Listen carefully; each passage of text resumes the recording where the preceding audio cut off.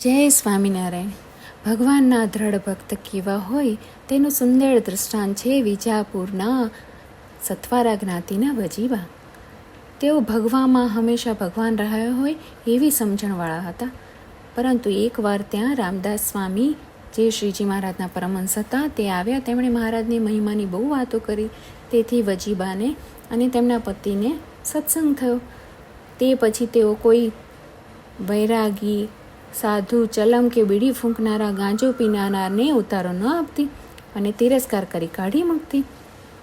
એક વખત શ્રીજી મહારાજ બ્રહ્મચારીને લઈને આવ્યા. બાઈ તો મહારાજને ઓળખતા નહોતા, દર્શન કર્યા નહોતા. મહારાજ આવ્યા, ગામમાં પૂછ્યું કોઈ ઉતારો આપે છે? ત્યારે ગામ લોકોએ કહ્યું એક બાઈ ભક્ત આપતી હતી, પણ જ્યારથી સ્વામિનારાયણની સત્સંગી થઈ ત્યારથી બગડી ગઈ છે, કોઈ બાવા વૈરાગીને રાખતી નથી.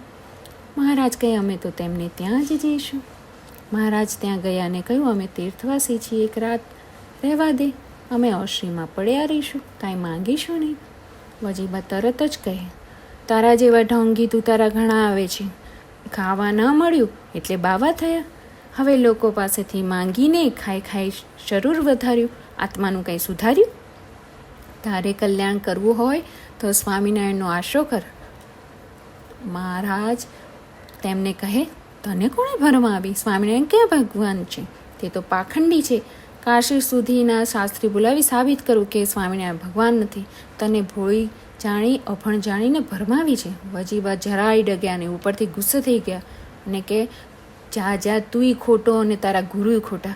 અમે તો માથા સાટે સ્વામિનારાયણને ભજીએ છીએ. જો સ્વામિનારાયણનું વાંકું બોલીશ ને તારો લબાચો પણ બહાર ફેંકી દઈશ. એટલામાં એમના પતિ આવે. તેમણે પણ મહારાજને દમ માર્યો. મહારાજ કહે હવે અમે કાંઈ નહીં બોલીએ, એક રાત પડ્યા રહીશું.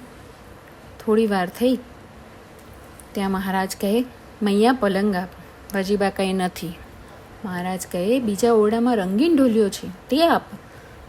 વજીબાને નવાઈ લાગી કે આ બાવ કેવી રીતે જાણતો હશે એવા તો ઘણાયો, એમાં મારે શું વિચારીને પલંગ આપ્યો. થોડી વાર થઈ મૈયા ગોદડું આપ. વજીબા કહે ઘરમાં ગોદડા નથી. મહારાજ કહે ગોદડાની થોકડી છે, તેમાં વચ્ચે નવું છે, તે આપ. ફરી તેને આશ્ચર્ય થયું, તે પણ આપ્યું. મહારાજ સૂતા. થોડી વાર મહારાજે પગ લાંબા કર્યા.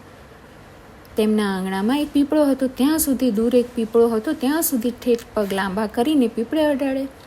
જમણા પગના અંગૂઠામાંથી તેજ નીકળ્યું. વજીબાએ થોડું બારણું ખોલ્યા જોયું, છતાં તેમનું મન ડગ્યું નહીં. આવા તો ચમત્કાર દેખાડવાવાળા ઘણા બાવા આવે છે, પણ મારા સ્વામિનારાયણ જેવા નહીં, એમ કરીને વિચાર કરી સૂઈ ગયા. મહારાજ તો વહેલી સવારે ઉઠીને ચાલી નીકળ્યા. થોડો સમય થયો. વજીબા ગઢડા મહારાજના દર્શન કરવા ગયા. મહારાજે તેમને જોઈને બોલાવ્યા. મહારાજે પૂછ્યું તમારા પીપળે અડ્યા હતા તે જ આ ચરણાવીને કે બીજા? વજીબા તો એકદમ શરમાઈ ગયા. મહારાજ અમે તમને ઓળખ્યા નહીં, તિરસ્કાર કર્યો, માફી માંગુ છું. મહારાજ કહે તમે તો મારા સાચા ભક્ત છો. અમે તમને ડગાવવા આવ્યા તોય તમે ડગ્યા નહીં. વજીબાના વખાણ કર્યા.